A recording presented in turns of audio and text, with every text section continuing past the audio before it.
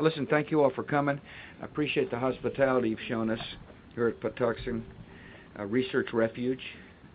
I want to thank all the good folks who work here from the Fish and Wildlife Service as well as the U.S. Geological Survey. One of the things we've discussed here is a significant environmental challenge we face here in America, and that is birds are losing the stopover habitats they need and depend on for their annual migrations. And therefore I've come to discuss a strategy to enhance those habitats, without which many birds could become severely challenged. To me, this is a national issue that requires national focus. And so I appreciate very much you all giving me a chance to describe our strategy, and thanks for working for the country. I'm proud to be here with Laura, bird watcher extraordinaire. Appreciate Secretary Dirk Kempthorne running our Interior Department. I do thank Wendy Paulson, who's joined us. She's on the board of the Cornell Lab of Ornithology. Some of the recommendations, or all the recommendations that I'm describing today, were brought to our attention by Wendy and a friend of mine from Texas named Rusty Rose, both of whom serve on this important university lab. I appreciate the board of the lab. I appreciate Judd Howell, the director, who gave us a tour, and Brad, thank you very much for joining us. I also want to thank George Fenwick. He's the president of the American Bird Conservancy, for joining us as well. Appreciate the staff members here who worked on this initiative. Thanks for your hard work and your bringing what I believe the American people find is a common sense policy that makes sense for our future. I don't know if you know this or not, but each year more than 800 species of migratory birds brave stiff winds, harsh weather, and numerous predators to fly thousands of miles. Their final destination is the warm climate of the American South or the Caribbean or Mexico, where they stay for the winter. These amazing travelers will then return to their breeding grounds in the north. And as they span these distances, they fascinate and bring joy to millions of our citizens. A lot of folks across the country love to watch birds. For these migratory birds, surviving their long journey depends on a stopover habitat. That basically means they got to find a place to rest, a safe place to prepare to continue their journey. Unfortunately, expanding civilization has made it harder for these birds to find places to stop and to rest. And so that's the challenge we face. And one area that one reason we came here is because the national wildlife refuges like this one provide stopover habitat, and they play a really important role in our conservation efforts. My administration has supported the National Wildlife Refuge system.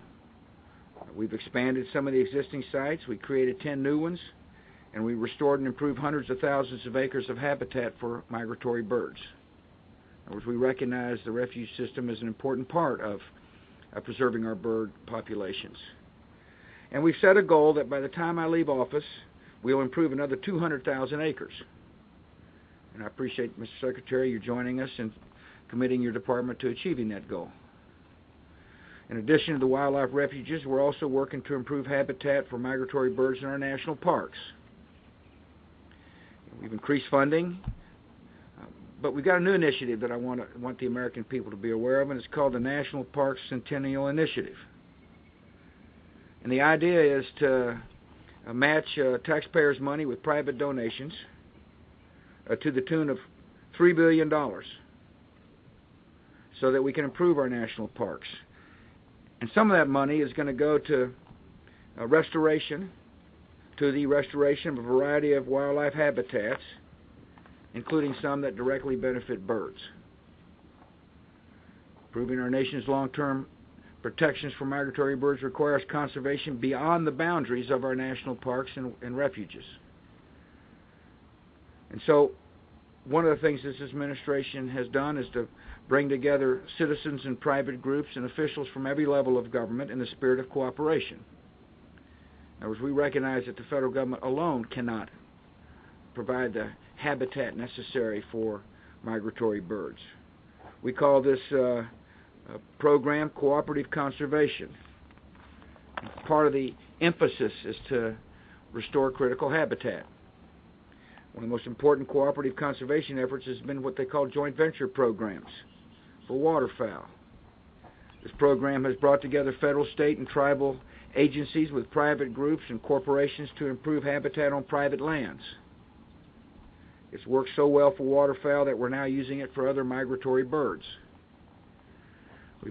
We have 18 joint ventures now underway, and next year we're going to add 3 more to help conserve birds along the Rio Grande Corridor, the Appalachian Mountains, and on the northern Great Plains.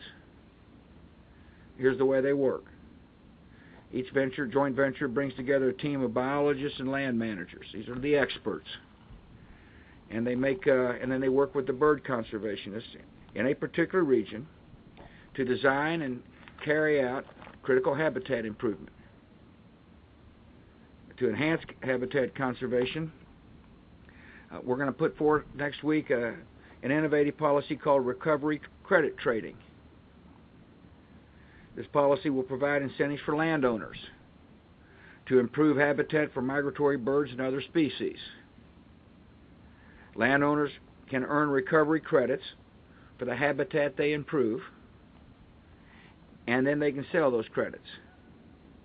The idea is to provide incentives for our private landowners to help deal with the concern that I started this speech with, and that is to make sure there's critical habitat available for migratory birds.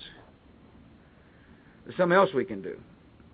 I asked Congress to provide tax incentives to reward landowners who donate conservation easements.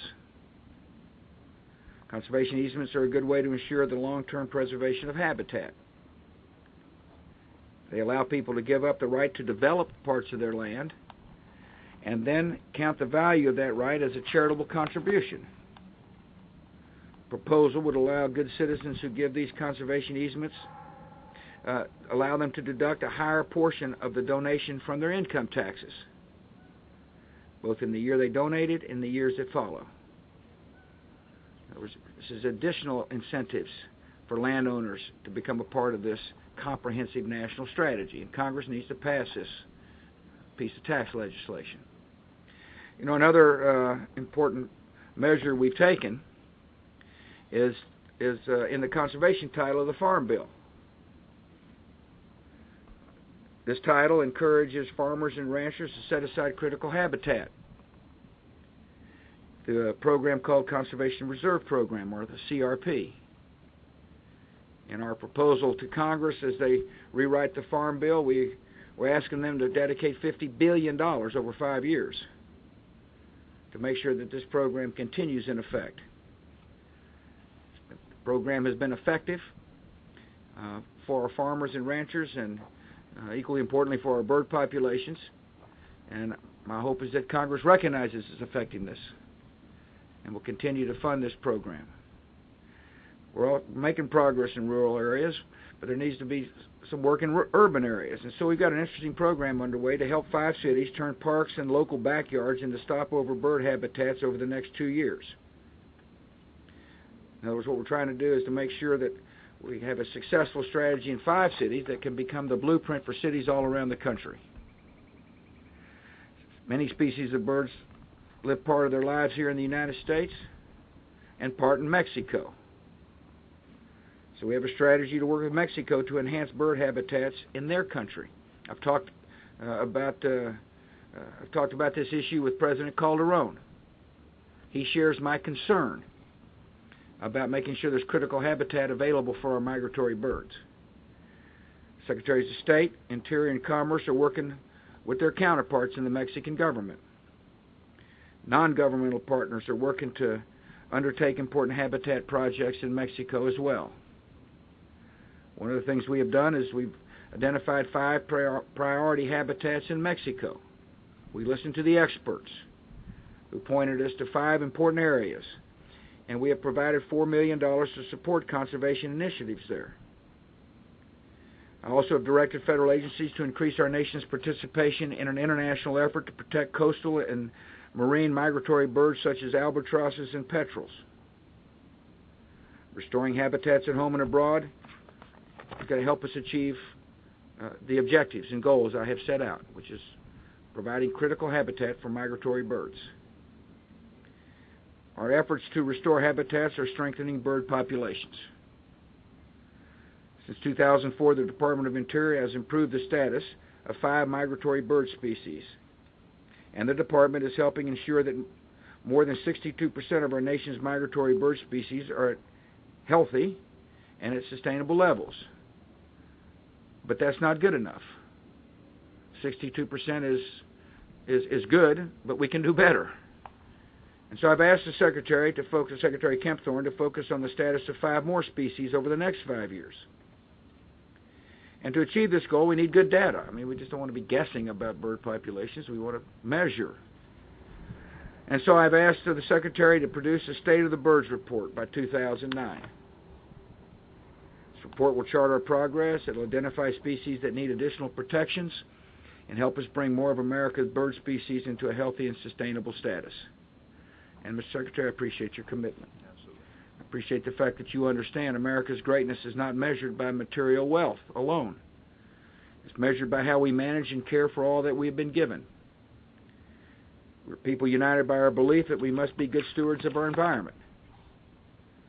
The cooperative conservation policies that we have put in place, we show our commitment to protecting America's migratory birds, conserving the habitat they depend on, and ensuring that generations of Americans will enjoy the beauty of birds for decades to come. And I appreciate you all joining me. I want to thank you for your interest. God bless our country.